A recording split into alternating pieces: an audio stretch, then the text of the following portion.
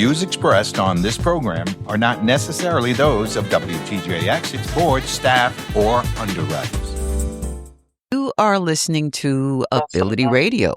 I'm one of your hosts, Amelia Headley Lamont of the Disability Rights Center of the Virgin Islands. And today we are so privileged to have an old friend and advocate who has visited the Virgin Islands in collaboration with our work by the name of Jim Harrington. Jim Harrington is the founder of the Texas Civil Rights Project, and he's recently will be releasing a book by the same title, The Texas Civil Rights Project, How We Built a Social Justice Movement. Good day, Jim. How are you? Hey, I'm fine, Amelia. I hope everybody is fine over there. So far, so good. So far, so good. Great. Well, I was struck by, thankfully, you gave me a little peek about, your work and your history and the history of the United Farm Workers Movement and the whole organizing effort that took place in Texas and in Michigan. But for the listening audience who are not familiar with your work and what you've done, can you give us a little bit of a background about yourself? Yeah, so I started off in Michigan, and just couple quirks of fate, I ended up studying Spanish, and then I started working with migrant farm workers in Michigan, maybe 25, 30,000 in our area, and they were from Texas, migrated every year from Texas. And so I ended up going down to Texas to be a lawyer to work with them. 25 to 30,000 migrant workers from Texas went to Michigan to engage in what kind of agricultural work? So it was actually close to 200,000 just in the area I was in. It was 25 to 30, and it was berries, principally strawberries, blueberries, raspberries, some hoeing. And then people would also kind of move north in Michigan to the cherry harvest. So those were the principal crops that had to be hand-picked. And, it was a pretty interesting experience to learn about all of this. I would imagine. Now, you also mentioned in your book that you started off as entering a seminary as a high school freshman, correct? Yeah. Okay. Yeah, I did. And, our class was sort of a rebel class. This is in the 60s. And we had the option of choosing one of two languages we were going to study, either German or Spanish. And a group of us thought, well, if we ask for French, they'll give us French. Well, that's not how the seminary works. And so I was just randomly assigned Spanish. And that's one of those quirks, I mentioned that changed my life. Wow. I eventually left the seminary. I figured that the church wasn't going to be very good place to work for what I wanted to do. It was too restrictive. And so I left and then went to law school. And that was another quirk. I just woke up one morning. I used to get up every morning, Saturday morning, watch Underdog, the old Underdog, the original Underdog. And I just sat up in bed and said, you should be a lawyer. So I have no history to support that or anything in the family, but that's what I ended up doing and ended up in Texas. Wow. Okay. So 200,000 agricultural workers would come to Michigan, seasonal work, I would imagine, to engage in that kind of work. What kinds of movements or issues made you or brought you into, that kind of struggle, for lack of a better word? Well, I think when I went over that part of Michigan to work, it's just stunning, the lack of justice. These people lived in cabins, small one-room cabins, the whole family. And often the shower was the hose in the camp. You might have 15 houses in the camp. And the contrast, they would be within sight of the growers' houses that were quite nice. It was just an amazing, it would just strike you that this is so bizarre, that these people got paid so little and were treated so bad, so that some people could be really wealthy and have very nice housing.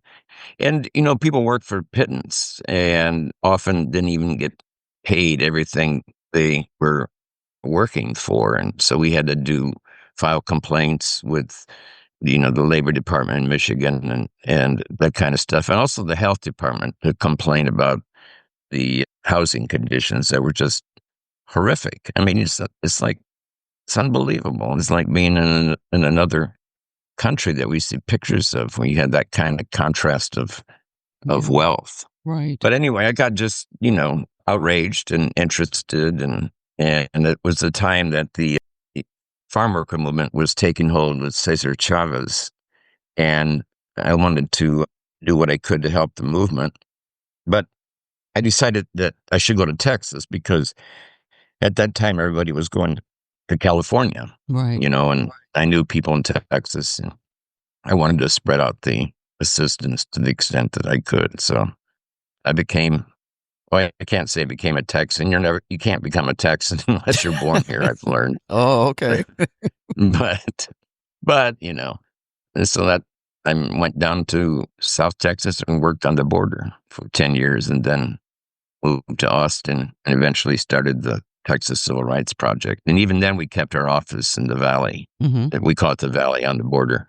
And then we put an office in El Paso. But a lot of our work continued to be with farm workers. And of course, the minority Hispanic community. And also we did a lot of work in the African American community as well. Mm-hmm. Well, tell us, what was the lay of the land in Texas? I mean, I would imagine there's different crops that's growing there. And what was the landscape like for you as a, not only as a lawyer, but you did a lot of community organizing work as well, correct? Yes. And I think that was the gist of the book that I was writing. I wanted to really talk about organizing with the community and how lawyers can fit into that and do their part. Mm-hmm. And they said, no, this is a memoir. You have to talk about yourself. I said, well, that's not what I want to be doing. So, but we came to a compromise. So I told as many funny stories as I could for my part of it. But the lay of the land was very much similar as it was in Michigan, in that it was extremely poor. People lived in colonias, which are rural ghettos for all practical purposes. Mm-hmm. They're built on flood plains, so that when you have torrential rain, their colonias flood. There are 200 of them in the Rio Grande Valley. Really? And very poor. A lot of them, until we started organizing, did not even have running water. They would bring water in barrels. And you can imagine, these are barrels that had chemicals at one time. You can imagine how unhealthy that was. Right. And bad electricity, all that kind of stuff. And we would call Texas, we would call the Valley, the third world for our, with respect to what you would see across the railroad tracks, where the farmers and the establishment people all lived. So it really involved doing organizing, bringing people together. I think the one lesson that I really learned in terms of organizing was the importance of doing house meetings. Yes. Going to the neighborhood, you go to somebody's house, say, hey, can you invite some of your neighbors? Let's get 15, 20 people together. Right. Talk about what are the problems, what do we need to do, and what am I going to do? Mm-hmm. And that turned out to be a very effective tool. This is a tool that United Farm Workers in California developed with Fred Ross, who was an Alinsky organizer. Mm-hmm. But I think it's very effective. And one of the complaints that I have in the book at the end, too, is that we've lost this art. We think that we can do everything by social media. And social media is important. There's no doubt about it. But you can't give up that house meeting where you sit down and talk to people. Right. And they hear each other. Right. It's an empowering experience. And on social media, you're not having a discussion with the community. You're basically talking to whoever wants to listen to you. Yeah, whoever wants to do the click. Yeah. So anyway, it was a great experience. It was an honor for me to work with people that were struggling so hard for basic justice. Basic justice. Basic. And one of the issues that we worked on, that became a priority was getting workers' comp in agriculture. So agriculture is actually the most dangerous occupation in Texas, as it is around the country. And it goes back and forth between agriculture and construction, depending on the season. What And are what the happens? dangers? Yeah, what are the Oh, dangers? the dangers are horrible. I mean, because you're exposed to pesticides, you're exposed to stepping on stuff in the fields when you're working, you're exposed to malfunctioning equipment. Right. I mean, and then just think about hoeing, for 20 years and what that does to your back, Right. And all that kind of stuff that happens in regular occupations. But agriculture workers were excluded from the law. Right. And of course, the reason they were excluded is because they were all Mexican American. But it's very dangerous. I mean, when I was working migrants in Michigan, I thought, man, you know what I'll do? I'll go out and pick strawberries one day with them. And so it was a short day for me. I was very happy we ended at noon. But I really got to understand how hard the work is to be bent over or crawling in the dirt. Right. And, and exposed to whatever. One of the plaintiffs that we had in our litigation that was successful ultimately was a guy who had been hoeing. Lalo Garcia had been hoeing. And he stepped on some kind of spine. I don't know what an exact word would be in English, but it would be like some sort of big thorn that pierced his shoe. Wow. And infected his foot. And he lost a couple months of work because of the infection. Oh, man. And, I thought that was very typical. And that was also the case. We had a case where somebody died. But I think the judge really zeroed in on these temporary things that happen because they're devastating. If all of a sudden you can't work for 2 or 3 months, the season may be over. And you come back to work. But in the meantime, how do you get food on the table for your family? Right. And I think that, to me, was the importance of this getting the workers' comp. But it all involved organizing. You can't just, and the lawsuit was how, of course, but we organized around the legislation, both through the lawsuit and through political organizing. Right. You once represented somebody who was trying to get overtime pay for work that he had done and was not compensated for his work. Yeah, and this kind of brings both of the cases together that I'm talking about. So he was driving a tractor. So under the law, unlike regular farm workers, he was entitled to time and a half, for going over 40 hours. Regular farm workers doing the field work don't get that. So they work 60 hours a week, which was not unusual. Wow. Okay. They never got overtime. Okay.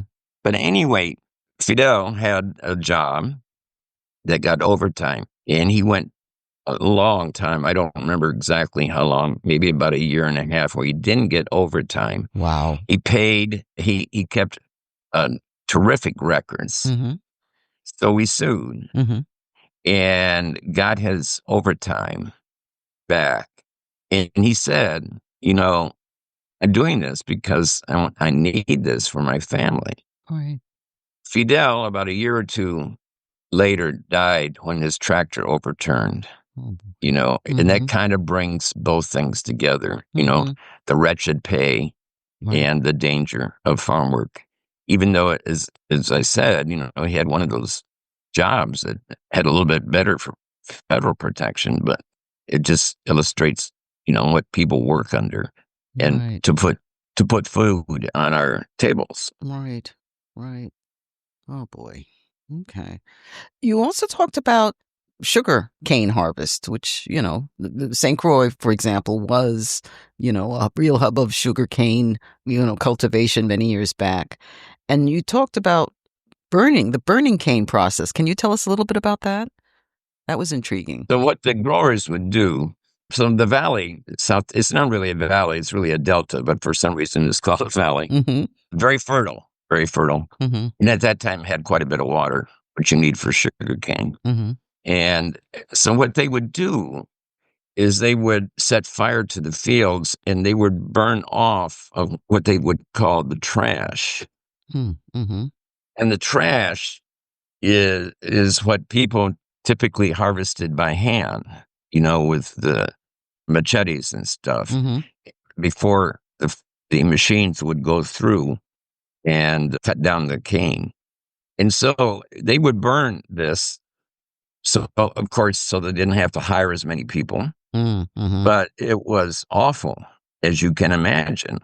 These huge fields burning and the smoke and it's oily ashes that would flow into colonias where people lived. And of course, they all lived near the fields because they were outside the cities by plan. Right. And it was just awful experience for the people. You can imagine, people didn't have air conditioning, so they'd have to go in their houses.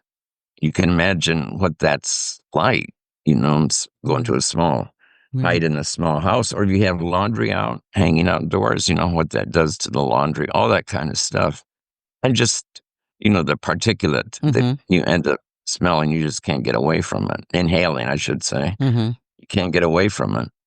So we filed a case, we tried to block it, the burning, and we did not succeed, unfortunately. It was a good example of the powers that be having the upper hand. I think part of the problem was that we didn't get involved in it early enough, or the people didn't get involved in it early enough. It started, a couple of years before I got there.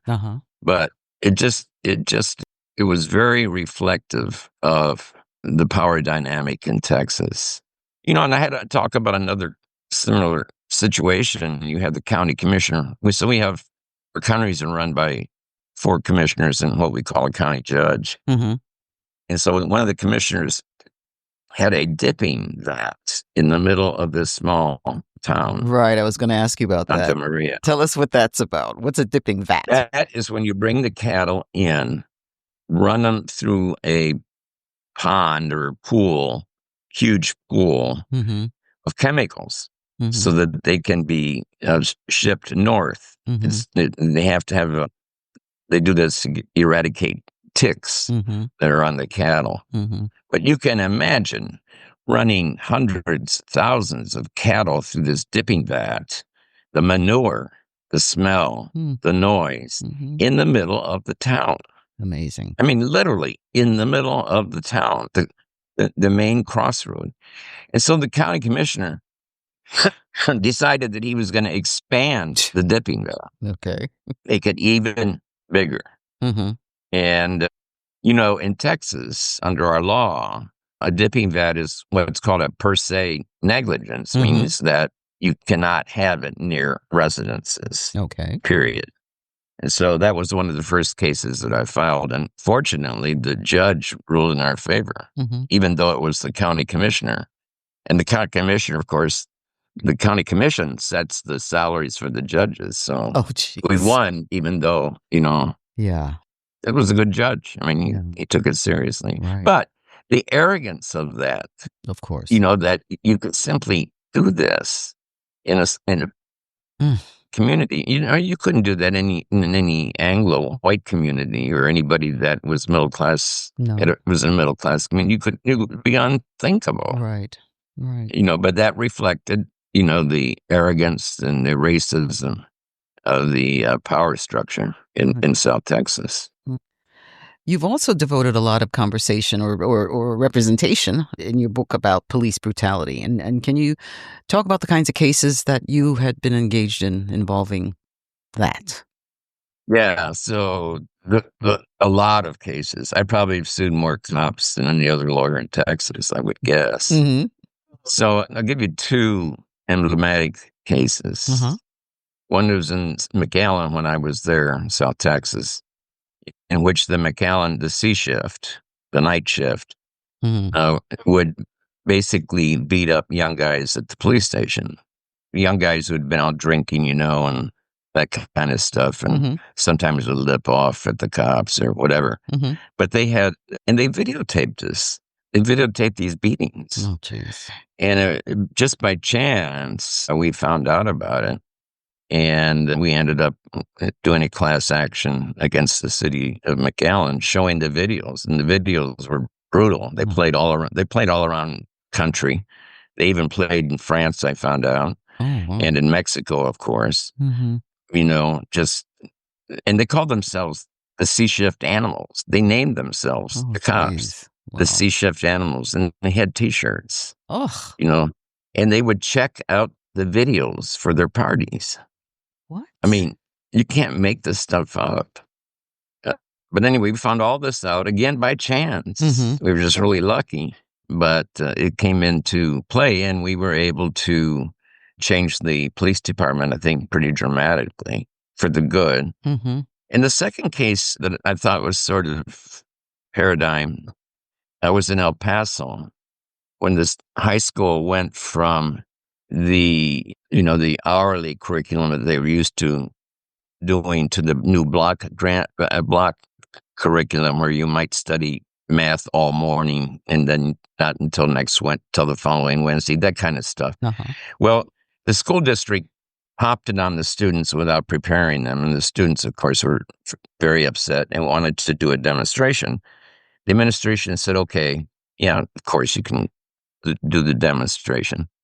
And then, but they called the El Paso cops with the idea of just being there, to protect the peace.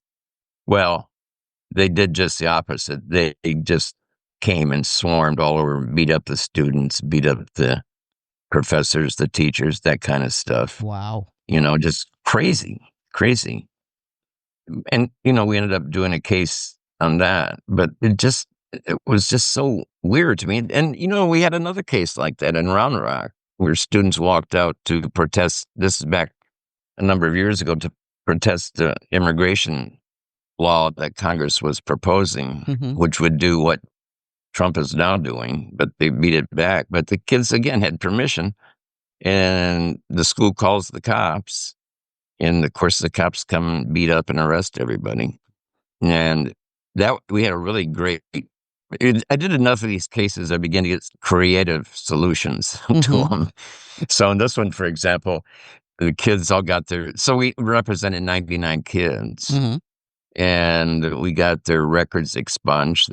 The city had to pay for it, and also whatever money was left over, we could use for scholarship, which we did. So I was really proud of the students for fighting back. And lo and behold, a year later, they're still out there demonstrating. That's really great. This time, of course, the cops leave them alone. Right. That's a good thing. But, it's just stupid.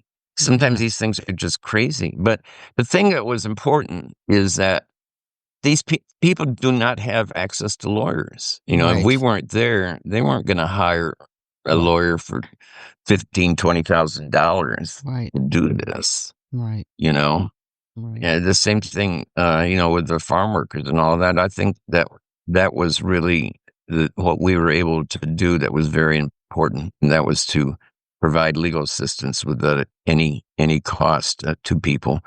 And we didn't have the restrictions that legal aid had about who they could represent. We basically could represent anybody that we wanted to represent on any kind of case. So we took advantage of that. And we always worked. Even in these cases I'm talking about, we always try to work with community organizing, because you can go into a place, win a case, and then you leave, and then everybody forgets about it. Right. And things go back to the routine. When you're working with a community group, they will make sure that there's no backsliding. Right. And if there is, they'll get in touch with you. Right? Yeah, exactly. Right. So that was very important. And we did an enormous amount of work with the disability community. I think I had been involved in something like 550 cases. Wow. Involving the disability community. Wow. And that was always wonderful, working with the disability community, because they're organized. They got 2 or 3 really strong organizations in Texas. And so we were able to work with them, and we did some really important changes. for example, in the ballot for people who are blind, now as a result, you have audio connection when you're voting. You can listen to and guide you along the ballot. Right. And before that, you had to tell somebody how to mark your ballot. Yeah, that doesn't. So it wasn't very private. Secret ballot right. at all. Right. Another thing that we did was also very instrumental in nationwide in disability stuff was changing the stadium-style theaters.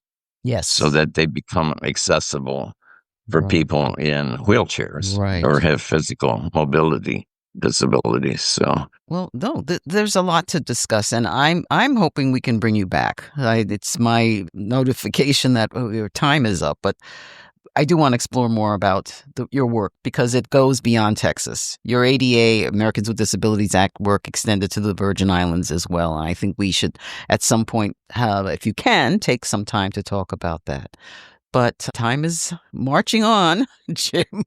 There's so much more to discuss. It's always a pleasure talking with you, and I want to thank you for your work. And hopefully we can continue this conversation in the not-too-distant future. Would that work for you? That would be wonderful. That would be happy great. to oblige. Folks, thank you so much for listening. This has been Ability Radio. Take care and have a great day. Bye-bye.